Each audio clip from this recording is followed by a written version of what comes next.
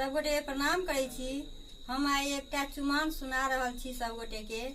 काल्हि खनी कोजगरा अछि, ताहि लऽ कऽ सुनै जइयो, केहन लागत से कहब। बाबा के अंगना में चाचा के बेटा के भैया के होई छन चुमान। देखियन केहन लगैया सोहान।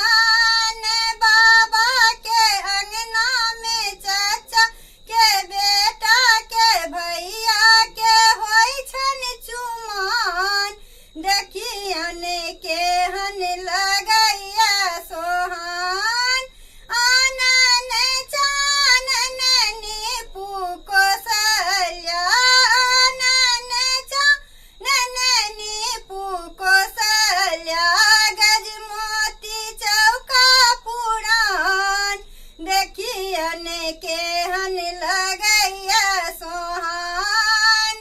बाबा के अंगना में चाचा के बेटा के भैया के होई छन चुमान। देखियन केहन लगैया सोहान।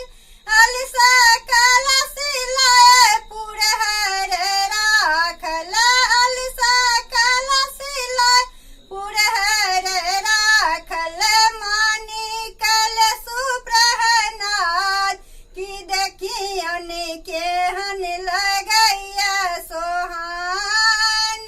मानी कल सुप्रहनाद, देखियन केहन लगैया सोहान।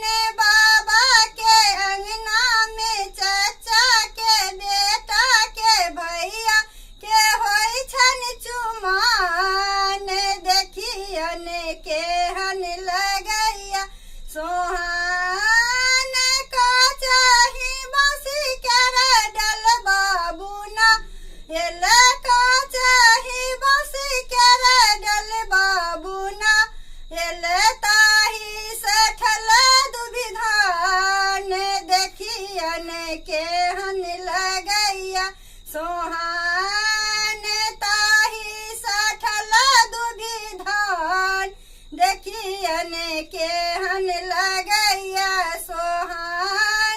बाबा के अंगना में चाचा के बेटा के भैया के होई छन चुमान।